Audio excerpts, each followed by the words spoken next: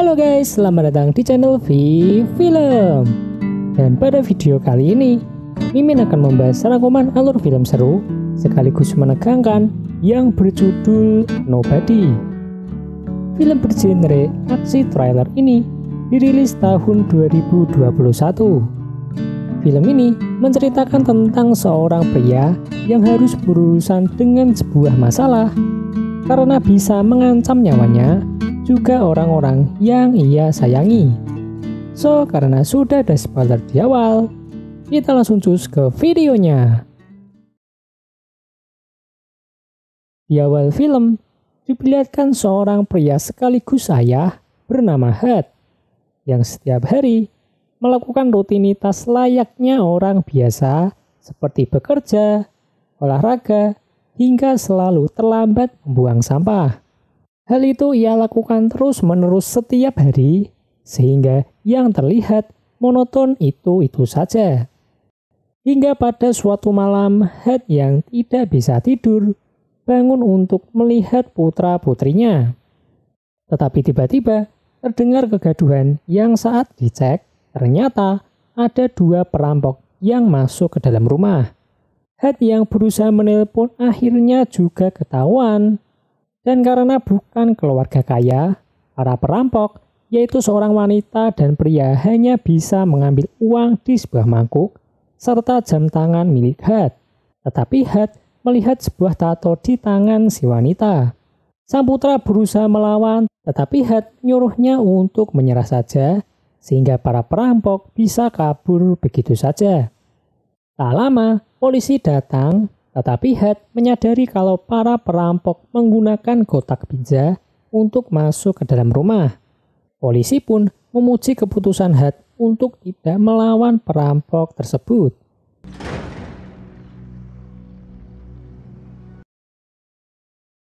Setelah kejadian itu, Hud akan tidur di ruang televisi yang tak lama sang putri menyusul. Ia bangga dengan ayahnya tersebut karena malam ini mereka bisa selamat, tetapi Hud menganggap dirinya sebagai pecundang.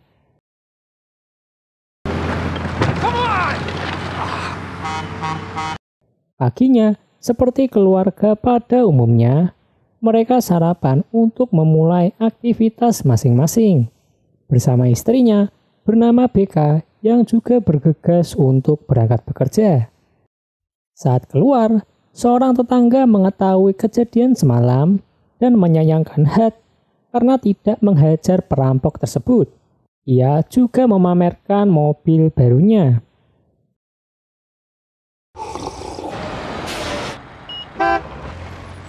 Saat di tempat kerja, ia dihampiri Charlie sekaligus kakak BK yang juga mengetahui kejadian semalam dan kesal karena Hud tidak menghajar perampok tersebut. Charlie pun memberikan sebuah pistol dan berpesan untuk menjaga BK dengan baik. Tetapi Hud malah menyimpan pistolnya di kulkas kantor. Setelah itu, ia berbincang dengan saudaranya lewat radio yang secara mengejutkan. Hud mengenali ciri-ciri para perampok serta jenis senjata yang digunakan dengan sangat rinci. Dalam perjalanan pulang, Hud mampir ke sebuah panti jompo untuk menjenguk ayahnya yang merupakan pensiunan FBI. Dan akhirnya Hud pulang sebelum makan malam, tetapi sang putri ternyata kehilangan gelang kesukaannya yang sepertinya ikut tercuri. Hud kembali ke panti jompo untuk mengambil pistol serta lencana FBI milik sang ayah, di mana sang ayah yang melihat hal itu mengizinkannya. Kemudian Hud memulai pencarian dengan menghampiri banyak sekali tukang tato untuk menanyakan pemilik tato bermotif burung yang ia lihat di tangan perampok. Hingga ia sampai di sebuah tukang tato yang tidak menyambutnya dengan baik.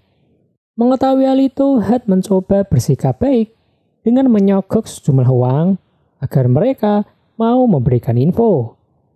Tetapi tiba-tiba sang pemilik yang melihat tato di tangan Hud seketika lari bersembunyi di kantornya. Melihat hal itu, Para karyawan pun akhirnya memberikan info terkait tato burung tersebut. Kemudian, di sebuah rumah, terlihat seorang wanita dan juga pria yang merupakan para perampok, di mana Head ternyata sudah ada di sana dan langsung mengancam mereka untuk mengembalikan jam tangan serta gelang putrinya. Tetapi para perampok hanya mengembalikan jam tangannya karena tidak tahu apa-apa tentang gelang tersebut. Namun tiba-tiba Han mendengar tangisan bayi dan akhirnya pergi begitu saja. Dalam perjalanan pulang naik bus, tiba-tiba sebuah mobil menyerempet dan isinya adalah para pemuda yang sedang mabuk-mabukan. Mereka memaksa untuk naik bus tersebut sehingga membuat para penumpang lain keluar ketakutan. Tetapi malah menyisakan seorang gadis dan juga Head yang terlihat santai-santai saja. Head pun menyuruh Bu Supir untuk segera keluar karena ia akan menghajar mereka semua. What are you still doing here, old man? I got it.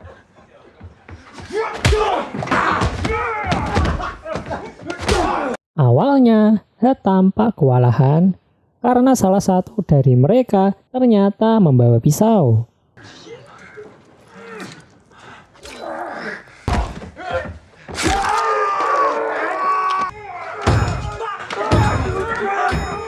Para pemuda pun nampak babak belur, tetapi Head kembali dan akan melakukan pembantaian.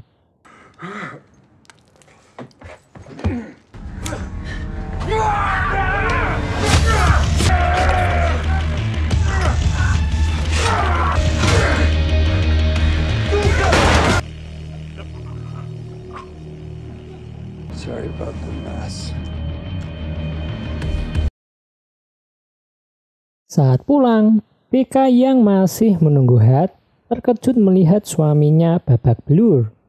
Saat diobati, Head rindu dengan kehidupan mereka dahulu yang penuh dengan keceriaan, berbeda dengan sekarang yang sangat membosankan.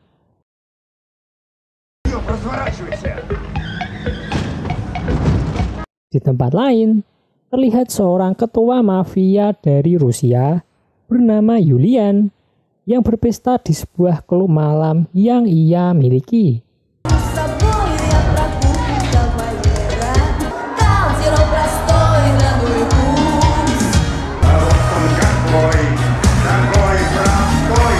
Ia yang juga seorang pembisnis bertemu dengan para pemegang saham yang menganggap bahwa tarian Yulian barusan malah membuatnya terlihat lemah.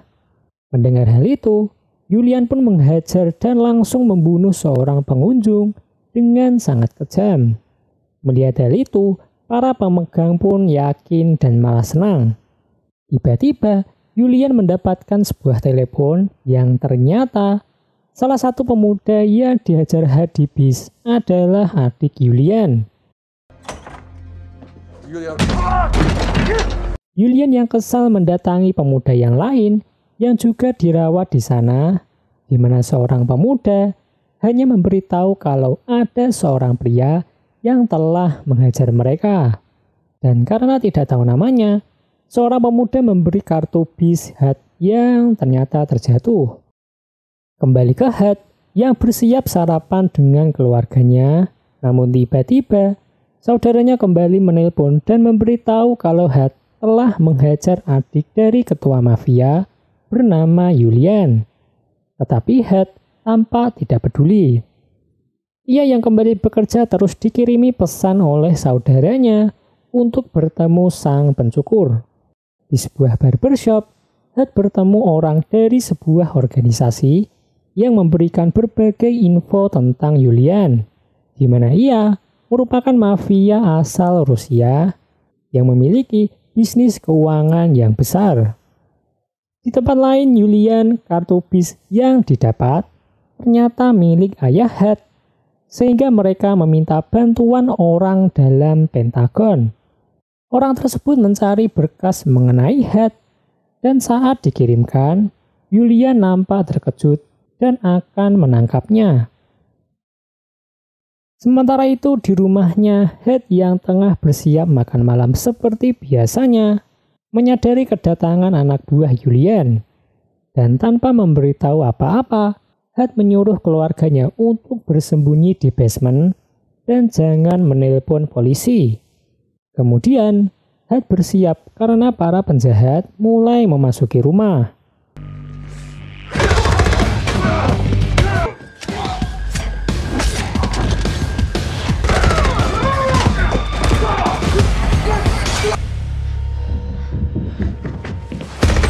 Walaupun berhasil membantai beberapa orang, Hat tersetrum oleh penjahat yang tersisa dan kemudian akan dibawa ke markas Julian. Dalam perjalanannya, para penjahat tidak mengetahui kalau Hat telah sadar dan karena mobil sedang melaju, Hat pun mencari cara lain untuk kabur dari sana.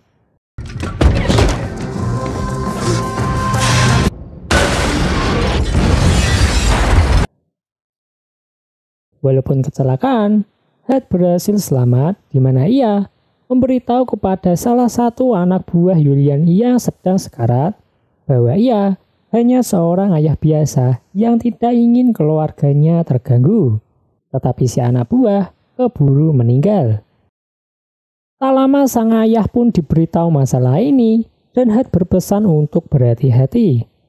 Ia pun berlari kembali ke rumah yang jelas keadaannya tampak berantakan dengan para penjahat yang tewas dan darah berceceran. Hat menyuruh keluarganya untuk keluar dari basement dan melihat kekacauan tersebut, kecuali sang putri. Saat akan pergi, BK yang bingung meminta penjelasan, tetapi Hat belum bisa memberitahu apapun dan akan menyelesaikan masalah ini segera. BK yang mengerti akan membawa anak-anak pergi ke tempat yang aman. Kemudian, Hat mengumpulkan anak buah Julian yang sebagian besar telah tewas dan memberitahu kalau dulu sebelum berkeluarga, ia merupakan penegak hukum yang tidak segan menghabisi para penjahat dengan sangat kejam. Tetapi saat sudah berkeluarga, ia keluar dari pekerjaan tersebut dan akhirnya memulai hidup baru. Setelah selesai bicara, Hat pun pergi dengan membakar rumah tersebut.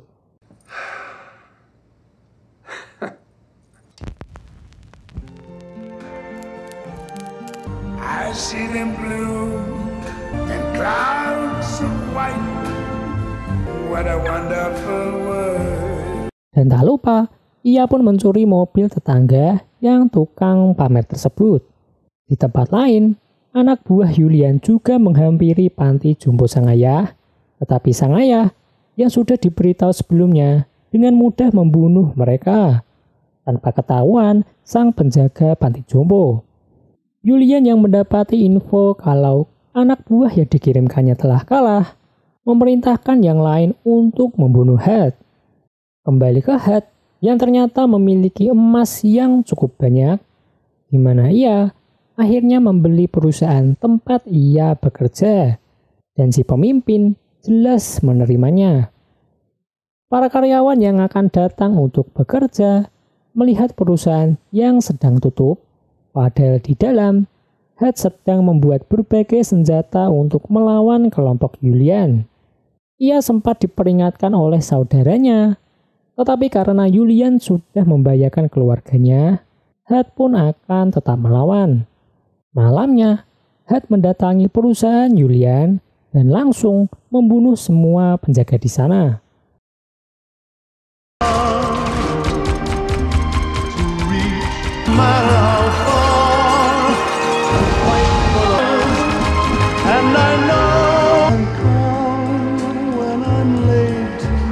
Dan terakhir, Hat membakar semua uang di perusahaan tersebut. Setelah itu Julian yang berada di klubnya akhirnya bertatap muka langsung dengan Hat, di mana ia sedang santai untuk makan.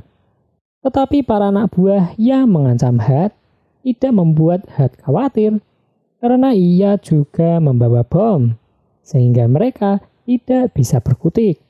Mereka berdua pun akhirnya berbincang dan memberitahu kalau Julian telah membangkitkan sisi kejamnya yang selama ini ia sembunyikan karena sudah berkeluarga. Ia juga sudah membakar semua uang di perusahaan Julian, sehingga Julian sekarang harus mengganti rugi semua uang kepada para pemilik saham. Tetapi Julian juga memberitahu kalau karena ulah Heath, adiknya akhirnya meninggal di rumah sakit.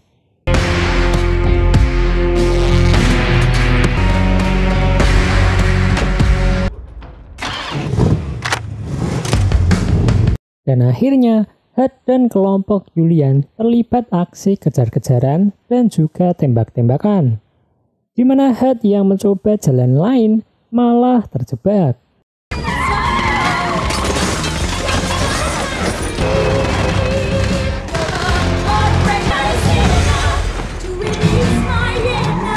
Setelah itu Heath pun menggiring mereka untuk pergi ke tempat kerjanya, di mana kelompok Julian terus menembakinya.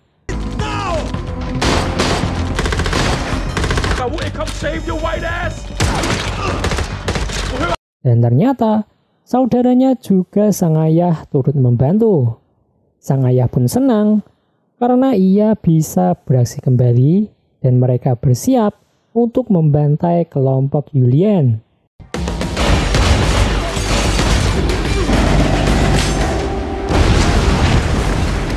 Ternyata Heath telah memasangkan berbagai perangkap seperti film Home Alone sehingga bisa menumbangkan beberapa penjahat. Selain itu, saudara Heath juga sang ayah juga tidak mau kalah beraksi.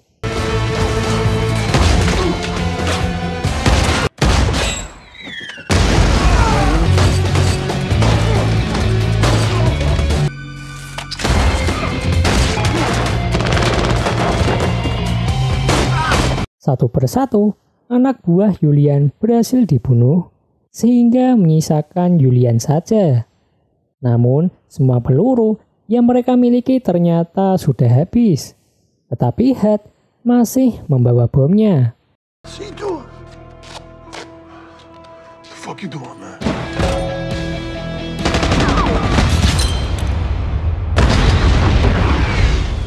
Dan akhirnya, Julian berhasil dikalahkan. Setelah semua selesai, Heath berterima kasih kepada sang ayah dan saudaranya. Para polisi terdengar mulai mendekat, tetapi Heath menolak untuk pergi. Ia pun menelpon BK dan meminta maaf telah menyembunyikan identitasnya selama ini. Dengan membawa seekor kucing, Heath pun menyerahkan dirinya ke polisi. Dan saat diinterogasi, Heath menjelaskan kalau dirinya hanya orang biasa. Tak lama, para polisi menerima sebuah telepon yang saat diterima, mereka pun tercengang sambil melihat Heath yang santai-santai saja. 3 bulan kemudian, BK dan Heath pun berniat membeli rumah baru, namun si agen perumahan menerima telepon yang ternyata untuk Heath, di mana sepertinya urusannya dengan Julian belum selesai dan film pun tamat.